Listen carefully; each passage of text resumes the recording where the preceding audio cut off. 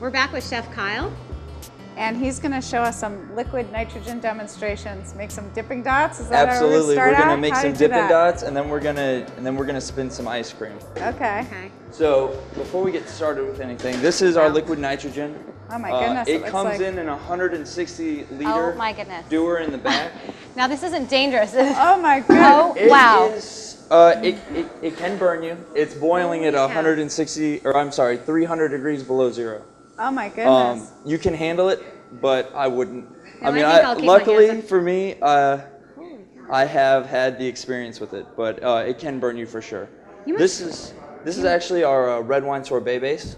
Okay. And so this is one of our more popular things. We serve this with our chocolate truffle cake. But as you can see, as soon as it hits it, these things are freezing instantly.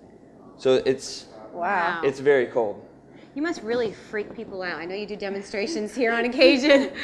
I was not expecting this. No, absolutely. We do demonstrations anytime people ask, as long as we have nitrogen in the house. But sometimes they get so popular, we run through our nitrogen pretty fast. Wow. But the cool thing about the nitrogen is it's actually so cold, it can freeze alcohol. So sometimes we'll have guests ask for it at the bar with their drinks. So we've done Jack and Coke Dippin' Dots, we've spun mojito sorbets, we've spun our sangrias into sorbets. Now, how did you get into this process? I mean, I've never seen this before. You know, it was actually, I started working for a chef in Atlanta, Richard Blaze. He's been on Top Chef, he's been on Iron Chef.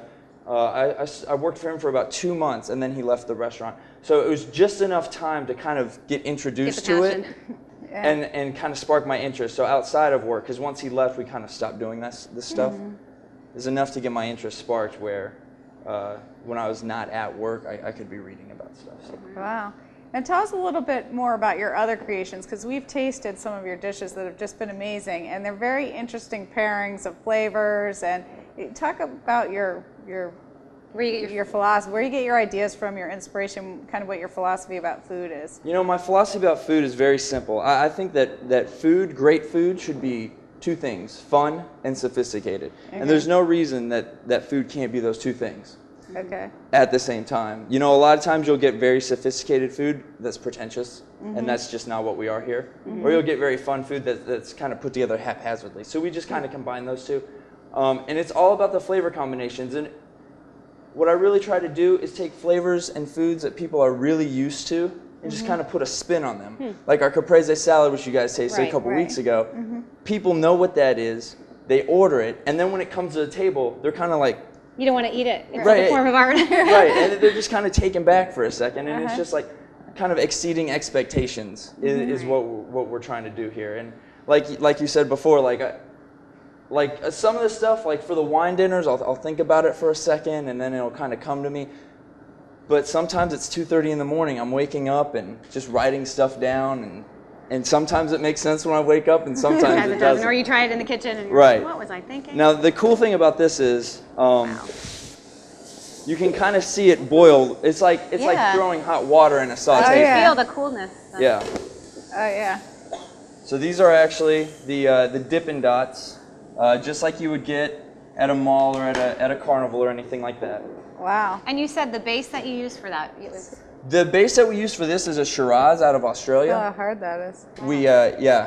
We cook out all the alcohol and then just add some sugar. Basically make a simple syrup from it. It's a very basic sorbet base. All our ice cream bases are 5 ingredients: milk, cream, egg, sugar, and then whatever we use a flavor, which is always natural. No extracts, no oils, nothing like that. It just doesn't, that's a cheap way to make ice cream. It's not a good way to make ice cream. The only reason we have the nitrogen in here is because it's the best way to make ice cream. So this is actually our mint base that we're going to spin, mint leaves. And you'll taste it. You'll taste the difference. A lot of people are just kind of like taken back, like, wow, this reminds me of when I was 5, running around my grandma's garden chewing mint. Yeah. And you'll know exactly what I'm talking about when you eat it. You know, vanilla, we use vanilla beans. Any fruit base, we use the real fruit. So that's all it is. Okay, now this demonstration is the... Now this is why we got the nitrogen in here. We're just going to spin this. So this is our mint base, like I said, milk, cream, egg, sugar, mint leaves. It just goes straight in here. And then we're going to turn this on low.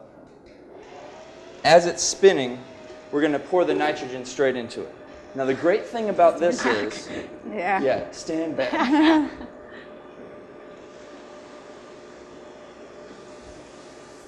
great thing about this method is the reason why it's so good It's is incredible.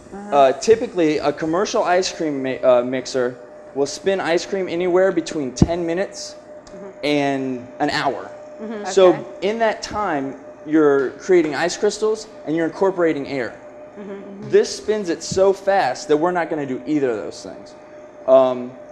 Obviously 300 degrees below zero is freezing the base so fast that it's not making any ice in there, and we have it spinning low enough that you're not incorporating any air. The FDA says that any ice cream you buy in the store can be up to 50% air. So when you buy the premium ice creams, that's why they're so much heavier than the store brand. Okay. So this freezes it so fast, it can't have the air, it can't have the ice. It's literally the smoothest and densest ice cream you can make. And that's why we do it. If it was just a gimmick, it wouldn't be here. So where do you get liquid nitrogen? It was actually quite hard to source.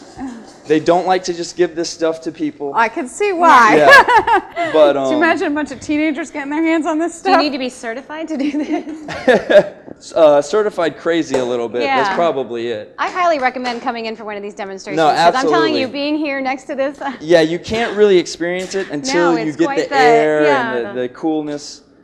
But Wow. yeah, people really go crazy for this stuff. I can see why. Yeah, absolutely. Interesting. I think kids would like this too. Oh, this is a big hit with kids and adults alike. So you can see, I mean, it's already spun. All right, we have another event for Angela to plan. Yeah, absolutely. Kids ice cream demonstration. And so Wow. Wow. if you want to Okay. try that, and you'll just notice right away the texture is different.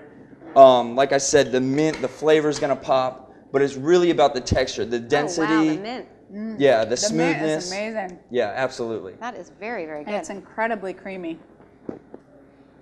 I Well- see. I can definitely see what you're saying about not having any ice crystals in it. It changes the texture of it. Completely, completely. Well, the ice cream is fabulous. The demonstration is unbelievable. And all the Definitely- food we've tasted is wonderful too. Yeah, so. we've really enjoyed being here this month. Thank you It's been so quite much the for coming. experience. Yeah, it's- like I said, it's it's like been a art and blast. food paired together. And Yeah. Absolutely. Thanks Great for wine spoiling us. yes. It's been my pleasure, honestly. Thank you so much. Thank you. Thank you. Thanks, Kyle. Yep, absolutely.